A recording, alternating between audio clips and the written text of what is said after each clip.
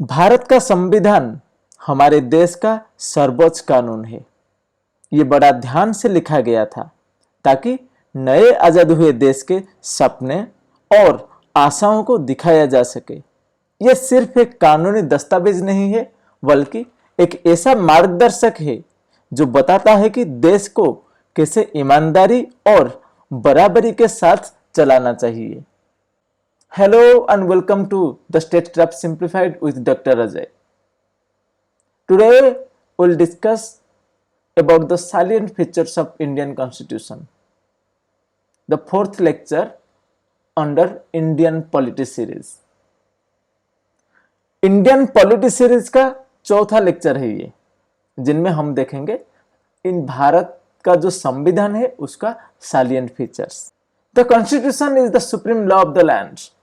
भारत का जो संविधान हम बोलते हैं, कॉन्स्टिट्यूशन बोलते हैं, ये क्या है? हमारे देश का सर्वोच्च कानून है। हमारे देश का सर्वोच्च कानून है ये। 26 जनवरी हर साल हम उसको रिपब्लिक डे के नाम से जानते हैं।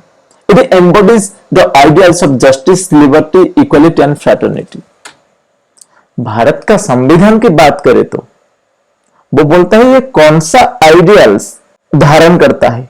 जस्टिस की बात करता है ये। Justice it can be social, it can be political as well economic. ये इकोनॉमिक हो सकता है, राजनीतिक पॉलिटिकल हो सकता है, सामाजिक भी हो सकता है। लिबर्टी स्वतंत्रता की बात करते हैं। Liberty of thought, liberty of expression, belief, faith और सिप, अभिव्यक्ति की आजादी। इक्वालिटी जिसको बोलते हैं समानता। All are equal in the eyes of law. ये जो भारत का संविधान है वो बोलता है आईन के सामने सब एक बराबर है, सब एक जैसे हैं। और फ्रैटर्निटी भाईचारा जिसको बोलते हैं, brotherhood. It is serves the foundation of world's largest democracy. World's largest democracy, विश्व का सबसे बड़ा गणतंत्र, सर्वबृहत गणतंत्र भारत को बोला जाता है। The salient features and overview. The lengthiest written constitution drawn from various sources, federal system with united bias, parliamentary form of government and secular state. हम एक के बाद एक डिस्कस करेंगे। वो क्या है हम एक के बाद एक डिस्कस करेंगे। Single citizenship, universal adult franchise, independent judiciary, emergency provisions, independent bodies and 3-tier government. First features of the Indian constitution. This is the first feature, lengthiest written constitution. इसका मतलब क्या है?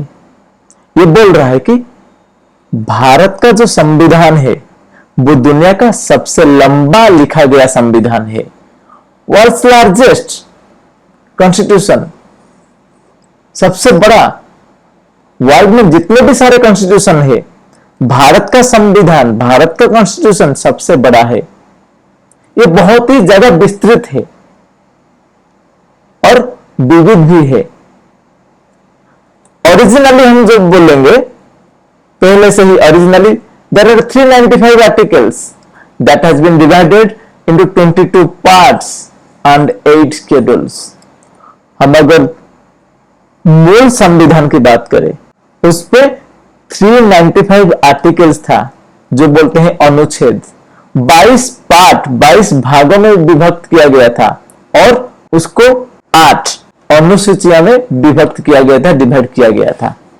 लेकिन एट प्रेजेंट हम बोलेंगे भारत के संविधान में, इंडियन कॉन्स्टिट्यूशन में there are more than 470 plus articles. 470 से ज्यादा आर्टिकल से। वो जो 22 पार्ट था वो अभी 25 पार्ट उससे ज्यादा होगा। जो शेड्यूल 8 था वो अभी 12 हो चुका है। ये इतना बड़ा क्यों है? इतना बड़ा क्यों है? क्योंकि भारत एक बहुत ही विविध वाला देश था। भारत एक बहुत ही विविध वाला देश है, जो बोलते हैं यूनिटी इन डाइवर्सिटी। भारत में सारे धर्म, सारे रिलीजन के लोग रहते हैं। बहुत सारा कास्ट है, यहाँ पे बहुत सारा कास्ट है। लैंग्वेज बहुत ज्यादा है, सोशल कस्टम ट्रेडिशंस ये सब है। तो बहुत सारा डिवीजन है, बहुत सारा डाइवर्सिटी है भारत में। इसलिए हम बोले हैं कि भारत एक बहुत ही विविध वाला देश है और इसमें केंद्रीय और राज्य सरकार दोनों के लिए ही नियम है। पहला तो हो गया बहुत सारा डाइवर्सिटी है, डाइवर्सिटी की वजह से इतना बड़ा संविधान लिखा गया। दूसरा बोलता है केंद्र सरकार और राज्य के लिए दोनों के लिए एक ही संविधान है ना, ओनली वन। केंद्र के लिए और राज्य के लिए दोनों के लिए एक ही संविधान बनाया गया है। तो दोनों के लिए एक ही संविधान है तो वो संविधान स्वाभाविक रूप में बड़ा होगा। राइट्स, भारत का संविधान जो है वो बहुत ही डिटेल्ड मैनर में राइट्स के बारे में बताया है, द फंडामेंटल राइट्स। ड्यूटीज के बारे में है, फंडामेंटल ड्यूटीज जो 11 है। इलेक्शंस, भारत का जो संविधान है वो बड़ा होने का और एक कारण क्या है, elections are the central level, state level as well as at the lower level, grass root level. तो सारा इलेक्शन करने के लिए भी प्रावधान रखा गया है। Next feature, drawn from various sources. Drawn from various sources that means Bharat का जो संविधान है वो दुनिया के कई देशों के संविधानों के विशेषताओं को अपनाई है। इसमें कोई महत्वपूर्ण प्रावधान आया देशों के संविधान और गवर्नमेंट ऑफ इंडिया 1935 से भी लिया गया है। ये बोल रहा है कि जो भारत का संविधान बना हुआ है ये बहुत सारे देश, बहुत सारा कंट्री वहां से कुछ ना कुछ लाया है। बहुत ज्यादा फीचर्स आया है बाहर से, इसलिए कभी कभी बोलते हैं Indian constitution is a bag of borrowing, उधार लाया है, उधार से। तो इसलिए बोलते हैं drawn from various sources. UK से क्या लाया है, द पार्लियामेंटरी सिस्टम। ब्रिटिश संविधान से जो पार्लियामेंटरी सिस्टम आया है वो ब्रिटिश पार्लियामेंट से आया है, जिसको हम बोलते हैं Westminster's model. Westminster's, fundamental rights, व्यक्ति के पास फंडामेंटल राइट होना चाहिए, व्यक्ति के पास एक अधिकार होना चाहिए। वो कहां से आया है, United states of America, USA. Directive principles of state policy, directive principles of DPSP, ये कहां से आया है, Ireland. So directive principles of state policy जो हम बोलते हैं 3 टाइप्स का है, गांधीयन प्रिंसिपल, सोशलिस्टिक प्रिंसिपल और लिबरल इंटेलेक्चुअल प्रिंसिपल। ये तीनों है जो directive principles of state policy जो हम आयरलैंड से लाए हैं उसके अधीन में गांधीयन प्रिंसिपल, सोशलिस्टिक प्रिंसिपल और लिबरल इंटेलेक्चुअल प्रिंसिपल, ये तीनों है। कनाडा से क्या लाए हैं, फेडरल सिस्टम को लाए हैं कनाडा से। ये है क्या, वो फेडरल सिस्टम क्या है, वो बोल रहा है कि federal system this is basically the division of power between the centre and states. जब केंद्र सरकार और राज्य सरकारों के बीच में पावर का डिवीजन होता है, क्षमता का डिवीजन होता है, डिस्ट्रीब्यूशन होता है, तभी हम बोलते हैं federal structure. The emergency provisions that have been derived from the German constitution, the Weimar constitution of Germany. Emergency provisions क्या है, वो 3 तरीके का इमरजेंसी होता है, एक नेशनल इमरजेंसी, एक स्टेट इमरजेंसी जिसको हम प्रेसिडेंट रूल बोलते हैं, और एक फाइनेंशियल इमरजेंसी। तो ये जो इमरजेंसी की बात हम कर रहे हैं, इमरजेंसी के टाइम में सरकार सारा शासनभार, सारा क्षमता, पावर सब अपने हाथ में ले लेते हैं। तो ये जो इमरजेंसी प्रोविजन है to tackle the unforeseen situations, वो इमरजेंसी प्रोविजन होना चाहिए। गवर्नमेंट ऑफ इंडिया 1935 से क्या लाया है, ये जो स्ट्रक्चरल फाउंडेशन, संविधान का स्ट्रक्चर कैसे होगा, कैसे बनेगा, वो वाला आइडिया हम गवर्नमेंट ऑफ इंडिया एक्ट से लाए हैं। Federal system with unitary bias. What is federal, what is federal, we already discussed. Federal का मतलब क्या होता है, वो बोलता है जहां केंद्र और राज्यों के बीच पावर का विभाजन हुआ, तो फेडरल का सिस्टम का मतलब क्या है?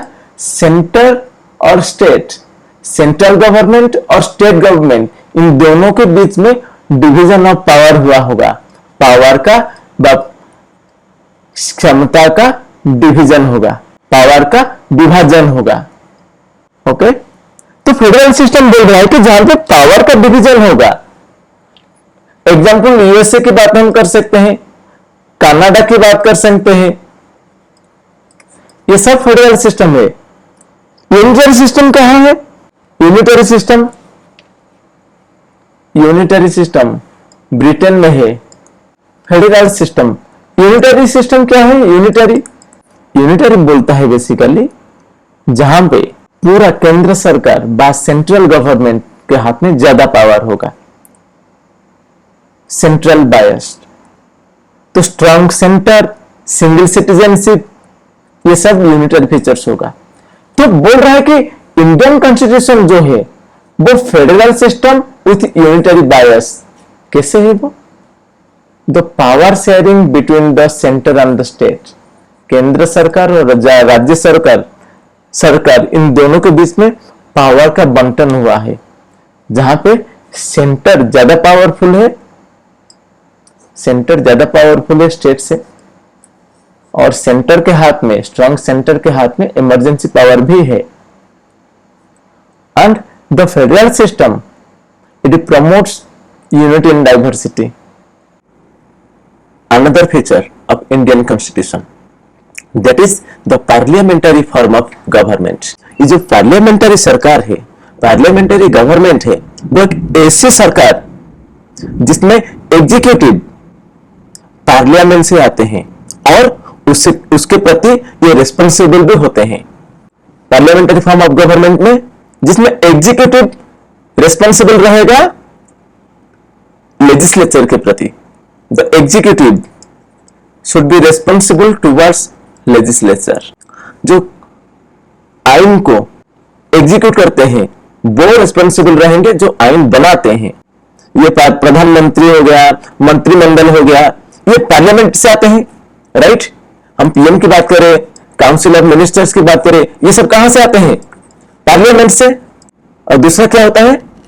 पार्लियामेंटरी फॉर्म ऑफ गवर्नमेंट में जो प्रेसिडेंट होता है, पार्लियामेंटरी फॉर्म ऑफ गवर्नमेंट में प्रेसिडेंट, हम अभी की बात करें तो श्रीमती द्रौपदी मुर्मू, वो नॉमिनल हेड होते हैं। नॉमिनल हेड सिर्फ नाम का मुख्य है, नॉमिनल हेड। पार्लियामेंटरी डेमोक्रेसी में नॉमिनल हेड अलग होते हैं और रियल हेड जो वास्तव में जिनके पास पावर होता है, जिनके पास क्षमता होता है, वो अलग होते हैं। तो पार्लियामेंटरी डेमोक्रेसी में द प्रेसिडेंट, इनको हम नॉमिनल हेड बोलेंगे और प्राइम मिनिस्टर को रियल हेड, क्योंकि वास्तव में power prime minister and the council of minister के हाथ में रहता है, प्रेसिडेंट के हाथ में नहीं। इसलिए हम बोले ये जो पार्लियामेंटरी फॉर्म ऑफ गवर्नमेंट है ये वेस्ट मिनिस्टर्स मॉडल से अपनाया था। वेस्ट मिनिस्टर्स मॉडल, ये वेस्ट मिनिस्टर मॉडल कहां का था? ये ब्रिटेन से लाए थे हम। दैट मीन्स ये जो पार्लियामेंटरी फॉर्म ऑफ डेमोक्रेसी, ये जो वेस्ट मिनिस्टर मॉडल, एक पीएम और प्रेसिडेंट दोनों रहेंगे, ये पहले ब्रिटेन से लाया था। हालांकि ब्रिटेन में प्रेसिडेंट नहीं, वहां पे किंग और क्वीन होते हैं, ठीक है। And parliamentary democracy also believes in collective responsibility. Collective responsibility क्या है? वो सारे के सारे जो काउंसिल ऑफ मिनिस्टर हो गए, प्राइम मिनिस्टर हो गए, वो सारे के सारे एक साथ जिम्मेदारी, एक साथ वो रिस्पॉन्सिबल रहेंगे। तो मंत्रिमंडल और प्राइम मिनिस्टर वो पूरी तरह से लोकसभा के प्रति उत्तरदायी होते हैं। Next feature, secular state. Bharat का जो संविधान है उसका दूसरा और एक फीचर है सेकुलर स्टेट। सेकुलर स्टेट और सेकुलरिज्म, उसका मतलब क्या है? हम ये बोलते हैं इंडिया एक सेकुलर स्टेट है, इंडिया एक धर्मनिरपेक्ष राष्ट्र है। इसका मतलब क्या है? ये बोलता है धर्मनिरपेक्ष और सेकुलर, इसका मतलब है the Indian state has no official religion. हम भारत की बात करते हैं, भारत को बोलते हैं एक धर्मनिरपेक्ष देश है। इसका मतलब यह है कि भारत का कोई स्टेट रिलीजन नहीं है, कोई ऑफिशियल रिलीजन नहीं है। हम बोल सकते हैं 80% हिंदूज है, लेकिन हिंदुइज्म हमारा ऑफिशियल हिंदुइज्म हमारा ऑफिशियल रिलीजन नहीं है। सो भारत का कोई सरकार का कोई अपना धर्म नहीं है। सरकार सभी धर्मों के प्रति बराबरी का व्यवहार करती है, ना किसी धर्म के पक्ष लेती है, ना किसी के खिलाफ होती है। It respects and protects all the religions equally. सारे धर्म को एक जैसा दिखता है, सारे धर्म को बराबर हिसाब से दिखता है, बराबरी का व्यवहार करती है। हर नागरिक को अपना धर्म मानने, अपनाने और प्रचार करने की पूरी आजादी है। भारत की बात करेंगे, भारत में हिंदूज है, मुस्लिम्स है, क्रिश्चियंस है, बुद्धिस्ट, जैन, सिख, सारे रिलीजन के हैं, लेकिन कोई ऑफिशियल रिलीजन नहीं है। नॉन, कोई भी ऑफिशियल रिलीजन नहीं है। और ये बात हम फंडामेंटल राइट्स में भी आएगा। भारत का जो फंडामेंटल राइट दिया गया है भारत का संविधान में, उसमें आर्टिकल 25 टू 28 में इंश्योर किया गया है रिलीजियस फ्रीडम। आप चाहे कोई भी धर्म को अपना सकते हैं, आप चाहे कोई भी धर्म का प्रचार प्रसार भी कर सकते हैं। ये जो सेकुलरिज्म है, ये पॉजिटिव सेकुलरिज्म है that suited India's condition properly. Positive और एक होता है नेगेटिव। पॉजिटिव क्या है? किसी भी रिलीजन में कोई इंटरफेयर नहीं करेगा।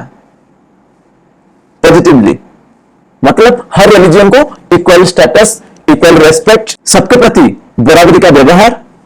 नेगेटिवली क्या है? स्टेट का रिलीजन नहीं है, स्टेट का कोई रिलीजन नहीं होगा।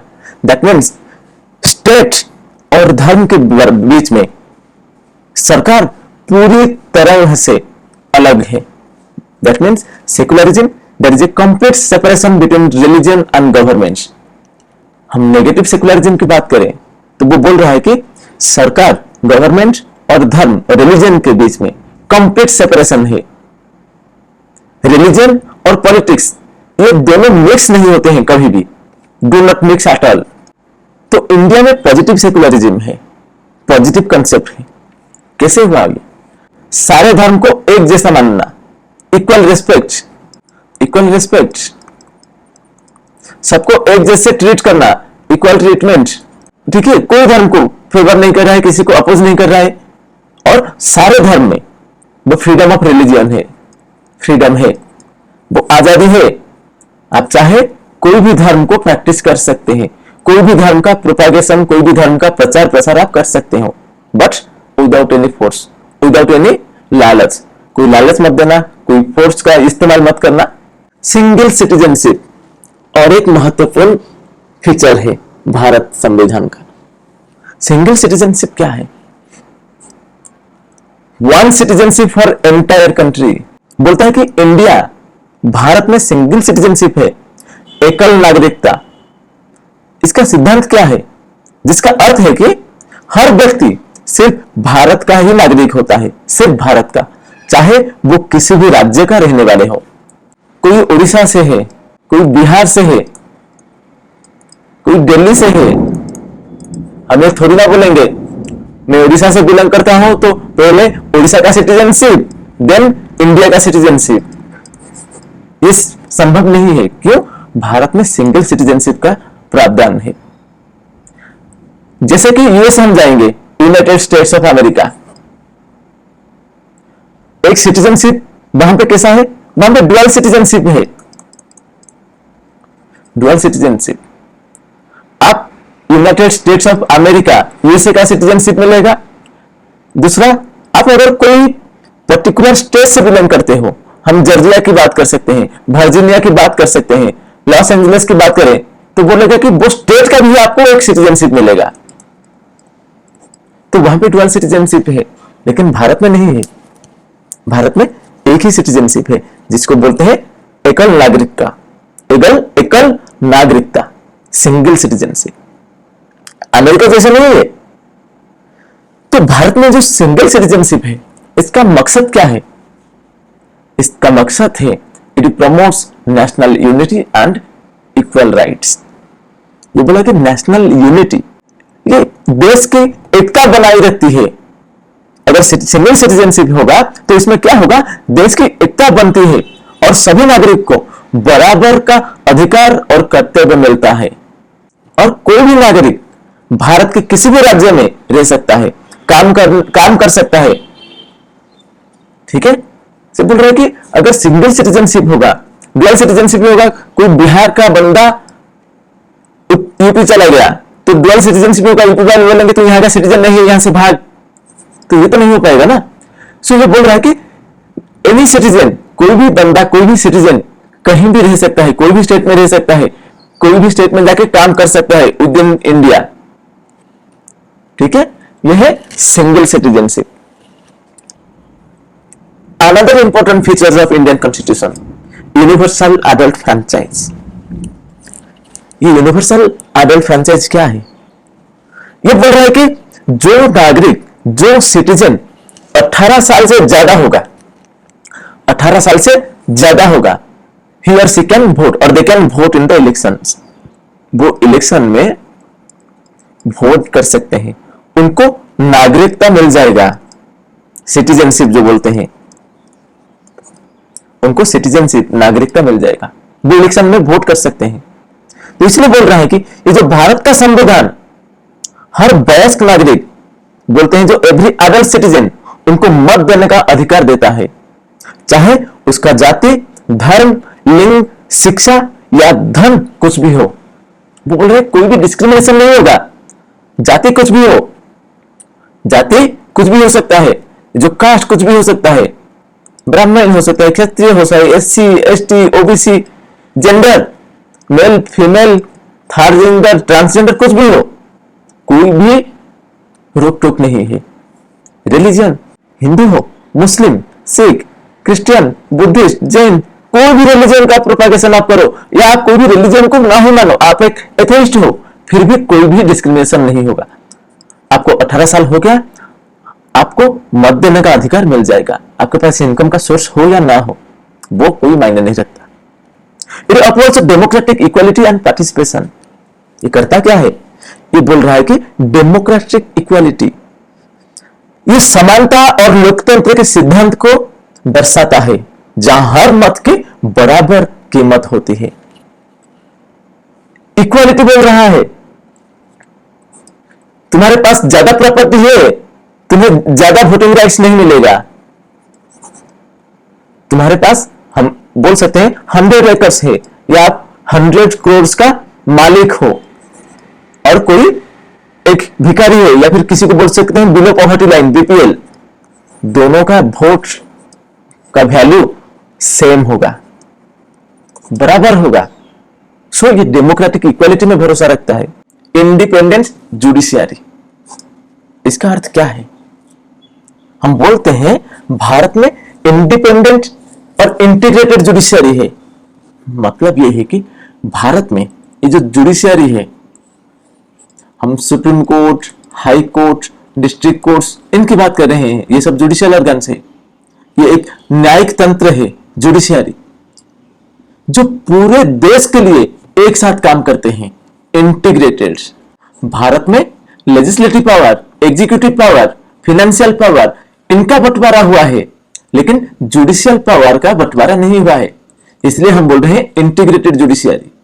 और इंटीग्रेटेड जुडिशियरी में सबसे ऊपर सुप्रीम कोर्ट, उसके नीचे हाई कोर्ट, उसके नीचे डिस्ट्रिक्ट कोर्ट्स और अदर लोअर कोर्ट्स, ये एक साथ काम करते हैं, अलग अलग नहीं है। और बोल रहे हैं भारत में इंडिपेंडेंट जुडिशियरी है। Judiciary is free from the control, free from the interference of legislature as well as executive. ठीक है, अपेक्स लेवल में सुप्रीम कोर्ट रहता है, उसके नीचे high court and district level में कोर्ट्स रहते हैं। ये बोल रहे हैं इंडिपेंडेंट कैसे? They are free from executive and legislative control. ये बोल रहा है कि जुडिशियरी, लेजिस्लेचर और एग्जीक्यूटिव, पार्लियामेंट जो आइन कानून व्यवस्था बनाता है, जो लॉ मेकिंग करता है, उसका, और जो लॉ को एग्जीक्यूट करता है, लॉ को जो कार्यकारी करता है, उनका किसी का भी कोई भी दबाव, कोई भी कंट्रोल जुडिशियरी के ऊपर लागू नहीं होगा। They are independent. ठीक है, it protects the fundamental rights. हम सुप्रीम कोर्ट की बात कर रहे हैं, हाई कोर्ट की बात करेंगे, इनका जिम्मेदारी क्या है, इनका मकसद क्या है? They will protect the fundamental rights. जो मूल अधिकार हैं उनकी रक्षा करेंगे। वो जुडिशियरी के पास है, वो हाई कोर्ट और सुप्रीम कोर्ट के पास है। इसके अलावा they interprets and guards the constitution. क्या करता है? ये जो भारत का संविधान है उसको इंटरप्रेट कर सकते हैं। कोई रूल रेगुलेशन आ गया पार्लियामेंट के द्वारा, क्या वो भारत का संविधान का जो मूल अधिकार है, भारत का संविधान का जो बेसिक स्ट्रक्चर है उसको हनन नहीं कर रहा है ना, उसके विरुद्ध में जा रहा है क्या? तो इसको वो इंटरप्रेट करेंगे और दे विल प्रोटेक्ट, वो संविधान का सैंक्टिटी, उसका पवित्रता वो बनाए रखेंगे। Another important feature of Indian constitution, emergency provisions. ये इमरजेंसी प्रोविजन होता क्या है? जिसको हम बोलते हैं आपातकाल। ठीक है, जो विशेष आपातकालीन प्रावधान, इमरजेंसी प्रोविजंस, ये होता क्या है? ये बोल रहा है कि जो देश में किसी भी समय कोई भी डेंजरस सिचुएशन आ जाता है, कोई भी खतरनाक स्थिति के समय देश को संभालने के लिए कुछ प्रोविजन, कुछ प्रावधान किया गया है, उसको ही हम इमरजेंसी सिचुएशन बोलेंगे और इमरजेंसी प्रोविजंस बोलेंगे। वो इमरजेंसी होता क्या है? ये बोलता है भारत में तीन प्रकार का, there are 3 types of emergency. 3 प्रकार का इमरजेंसी, एक नेशनल इमरजेंसी, एक स्टेट इमरजेंसी जिसको हम प्रेसिडेंट रूल भी बोलते हैं, तीसरा फाइनेंशियल इमरजेंसी। नेशनल इमरजेंसी धारा 352, 352, स्टेट इमरजेंसी और president rule 356 and financial emergency under 360 धारा, 360 आर्टिकल। ये बोल रहा है कि देश की सुरक्षा पर संकट हो, डेंजर टुवर्ड्स द नेशन, युद्ध हो, वार हो गया, कोई बाहरी आक्रमण जो बोलते हैं एक्सटर्नल एग्रेशन आ गया, आर्म्ड रिबेलियन बोल रहा है कि नेशनल इमरजेंसी, जो राष्ट्रीय आपातकाल, वो कब आ सकता है? बोल रहा है कि जब देश की सुरक्षा पर संकट हो। क्यों संकट हो? युद्ध की वजह से, कोई बाहरी आक्रमण की वजह से, या आर्म्ड रिबेलियन, कोई विद्रोह हो, तभी हम नेशनल इमरजेंसी डिक्लेयर कर सकते हैं अंडर आर्टिकल 352। आज तक कई बार नेशनल इमरजेंसी डिक्लेयर कर चुके हैं हम। 1962 में हो चुका है जब इंडिया चाइना वार हो रहा था, 1965 में हुआ है, 1971 में हुआ है इंडिया पाकिस्तान वार।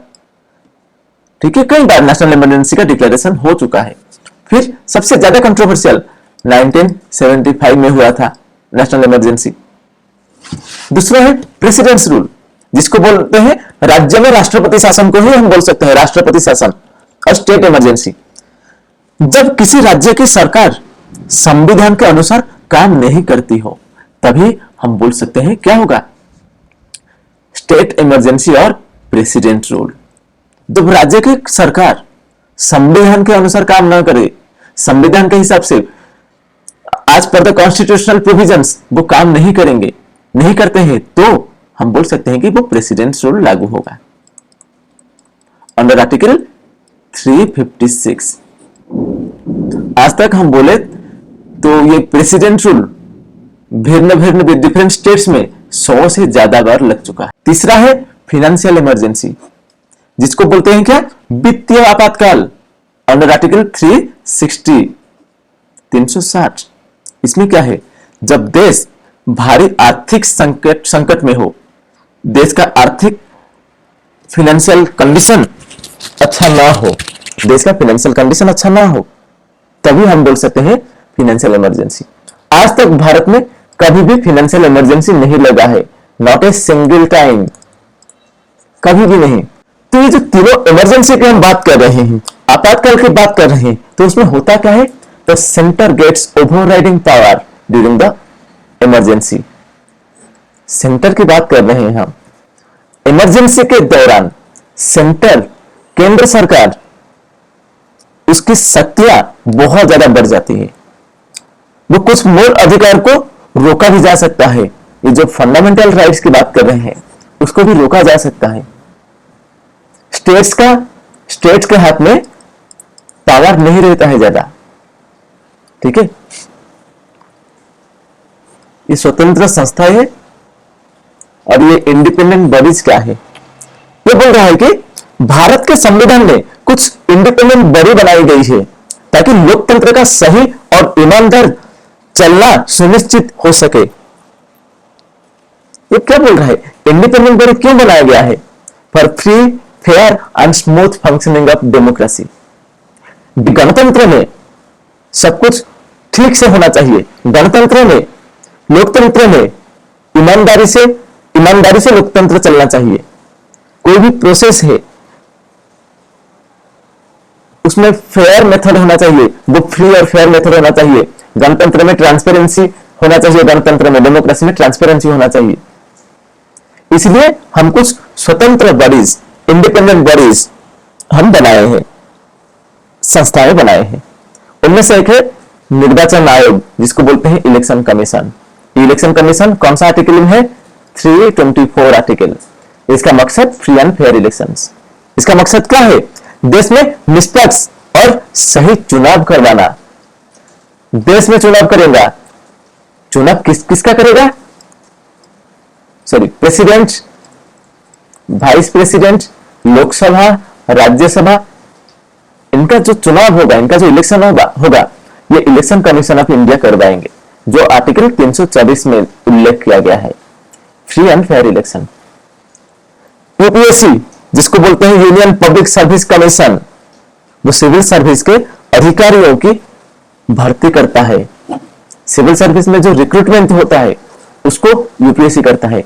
वो क्या होता है? मेरिट बेसिस में, फ्री होता है, फेयर होता है, कोई भी भेदभाव नहीं करता है वो। ये कौन सा आर्टिकल में मेंशन किया गया है? 315। CAG, controller and auditor general of India, controller and auditor general, ये सरकार के खर्चे का हिसाब रखता है। इसका काम क्या है? गवर्नमेंट का जो खर्चा हो रहा है, पैसा कितना आ रहा है, कहां जा रहा है, कहीं पे कितना खर्च हो रहा है, इसका पूरा हिसाब वो रखता है। उसको बीच बीच में सारे सरकारी दस्तावेज पे वो ऑडिट भी करता है, सब कुछ सही से हुआ है या नहीं। ये सीएजी, ये एक कॉन्स्टिट्यूशनल स्टेटस है, ये एक कॉन्स्टिट्यूशनल बॉडी है, संवैधानिक बॉडी है, like the election commission and UPSC. CAG under article 148 धारा में मेंशन किया गया है। देन फॉर फाइनेंस कमीशन, वित्त आयोग, केंद्र और राज्य के बीच में पैसों का वितरण देखता है ये। इसका काम क्या है? सेंटर और स्टेट के बीच में जो फाइनेंशियल डिस्ट्रीब्यूशन होता है, पैसा का डिवीजन डिस्ट्रीब्यूशन होता है, वो देखता है। सेंटर को कितना मिलेगा, स्टेट को कितना मिलेगा, सेंट्रल डिविजिबल पूल से राज्यों को कितना मिलेगा, ये डिसाइड करता है फाइनेंस कमीशन। ये फाइनेंस कमीशन हर 5 साल में आता है और ये आर्टिकल 280 के तहत मेंशन किया है, 280। सो ये जो स्वतंत्रता है, ये जो इंडिपेंडेंट बॉडी है, इंडिपेंडेंट संस्था है, स्वतंत्र संस्थाएं है, ये पूरी तरह से स्वतंत्र होते हैं और संविधान इन्हें सुरक्षा देती है ताकि ये बिना किसी पक्षपात या भय या दबाव के सामने दबाव में आके काम ना करे। ठीक है। 3 टियर गवर्नमेंट क्या है? 3 स्तरीय शासन व्यवस्था। 3 स्तरीय शासन व्यवस्था, इसमें हम बोलते हैं भारत में 3 स्तरों में शासन व्यवस्था है, 3 स्तरों में शासन चलता है। पहला हो गया सेंट्रल गवर्नमेंट, केंद्र में, दूसरा स्टेट में, राज्य में, तीसरा लोकल, जिसको हम बोलते हैं स्थानीय सरकार, लोकल बॉडीज और लोकल गवर्नमेंट। केंद्र में क्या है? वो पूरे देश के लिए होता है, जिसको राष्ट्रीय सरकार हम बोलते हैं, केंद्रीय सरकार बोलते हैं, और सेंट्रल गवर्नमेंट। दूसरा राज्य के लिए। तीसरा हो गया लोकल बॉडीज, पंचायत राज और म्युनिसिपल कॉर्पोरेशन की हम बात करें। सो इस व्यवस्था के उद्देश्य क्या था? सरकार को लोगों के करीब लाना था। ये जो सिस्टम आया लोकल बॉडीज, ये बोलता है कि हम ग्रास रूट डेमोक्रेसी एस्टैब्लिश करेंगे। लोग सरकार के पास नहीं आएंगे, सरकार लोगों के पास जाएगा। ठीक है, केंद्र सरकार, हम बोलते हैं डिसेंट्रलाइज गवर्नमेंट। हमारा केंद्र, सेंटर और स्टेट के बीच में पावर का डिवीजन हुआ है, क्षमता का डिवीजन हुआ है, लेजिस्लेटिव पावर का डिवीजन हुआ है, एग्जीक्यूटिव पावर का डिवीजन हुआ है, फाइनेंशियल पावर का डिवीजन हुआ है। तो केंद्र सरकार किन विषयों में आइन बना सकता है, राज्य सरकार किन विषयों में आइन बना सकते हैं, इन सबका डिवीजन हो चुका है। इसलिए हम बोल रहे हैं, इसलिए सेंट्रल गवर्नमेंट, वो डिसेंट्रलाइज गवर्नमेंट जो बोलते हैं विकेंद्रीकरण, उसमें हम विश्वास करते हैं, विश्वास रखते हैं। पावर, क्षमता, केंद्र सरकार, सेंट्रल गवर्नमेंट, स्टेट गवर्नमेंट और लोकल बॉडीज, इन तीनों के बीच में बांटा गया है। ठीक है, यह है 3 टियर गवर्नमेंट। इसके अलावा और भी कुछ फीचर्स है, साइलेंट फीचर्स है। हम बात कर सकते हैं फंडामेंटल राइट्स, मौलिक अधिकार, जिसको बोलते हैं मूल अधिकार बोलते हैं। इसके तहत भारत का जो संविधान है, भारतीय नागरिक को कुछ अधिकार, कुछ राइट्स दिया है। पार्ट 3 में है ये, पार्ट 3 आर्टिकल्स 12 to 35। इस आर्टिकल में 12 से 35 के बीच में पार्ट 3 में मूल अधिकार, फंडामेंटल राइट्स दिया गया है। ये सभी नागरिकों को संविधान द्वारा दिए गए ऐसे हक है जो उनकी आजादी, समानता और गरिमा को सुरक्षित कर सकते। ठीक है, इसीलिए दिया गया है। उनका फ्रीडम, उनका आजादी, उनका इक्वालिटी, जो बोलते हैं समानता और डिग्निटी, गरिमा, इनकी रक्षा कर सके। तो हमारे पास अभी 6 फंडामेंटल राइट्स है, 6 फंडामेंटल राइट्स है। Right to life, liberty, right against exploitation, right to equality. ठीक है, हम डिस्कस करेंगे बाद में in that fundamental rights chapter in detail. अभी सिर्फ याद रखो, ये जो फंडामेंटल राइट्स की बात कर रहे हैं, ये भी एक भारत का जो संविधान है उसमें दिया गया एक महत्वपूर्ण, एक इंपॉर्टेंट, एक जरूरी फीचर है। और एक है DPSP, directive principles of state policy. ये पार्ट 4 में है, आर्टिकल 36 to 51। अंबेडकर ने इसको क्या बोला? Nobel features.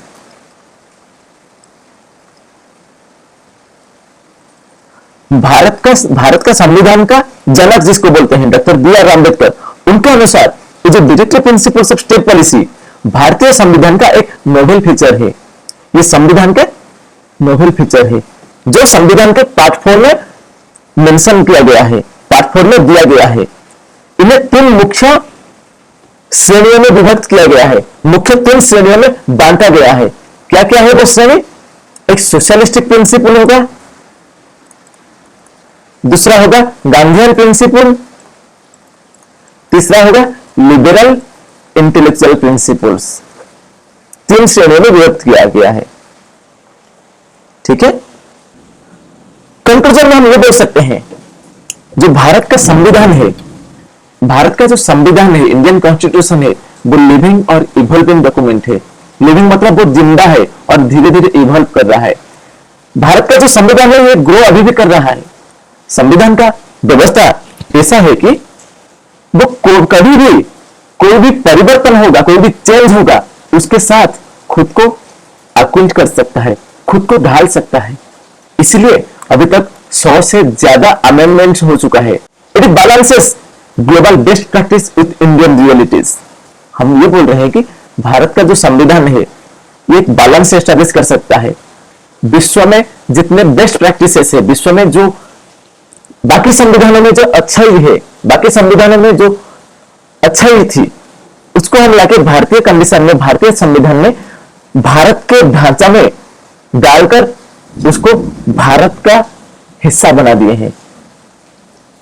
हम ये बोल सकते हैं जो संविधान निर्माताओं ने 60 संविधान, उस समय के 60 संविधान को स्टडी किया था, उनमें जो अच्छा होगा, जो अच्छा नहीं होगा, वो सब लाए थे और इंडिया के कंडीशन के हिसाब से इंडिया में वो अप्लाई किए थे। संविधान it upholds justice, liberty, equality and fraternity. ये जस्टिस को इंश्योर करता है। जस्टिस, न्याय होना चाहिए। न्याय सिर्फ पॉलिटिकल नहीं, सोशल और इकोनॉमिक भी। लिबर्टी, अभिव्यक्ति की आजादी होना चाहिए। स्पीच और एक्सप्रेशन की हम बात कर रहे हैं। अब पॉलिटिकल फ्रीडम आपके पास होना चाहिए, लिबर्टी होना चाहिए। सोशल लिबर्टी, इकोनॉमिक लिबर्टी, हर क्षेत्र में तुम्हें लिबर्टी मिलना चाहिए, फ्रीडम मिलना चाहिए। और सारे के सारे आइन के सामने ऑल आर इक्वल, कोई भेदभाव नहीं होगा। ये भी social, political and economic equality की बात कर रहा है। और फ्रेटर्निटी, वो यूनिटी और इंटीग्रिटी की बात कर रहा है। भारत में भाईचारा, वो बंधुत्वपूर्ण वातावरण होना चाहिए। It promotes fraternity or brotherhood among the citizens and protect the citizens' right and democratic values। जो गणतांत्रिक वैल्यूज है, गणतांत्रिक राइट है, अधिकार है, उसका भी प्रोटेक्शन ये करता है। This is all for today. Thank you. जय हिंद, जय भारत।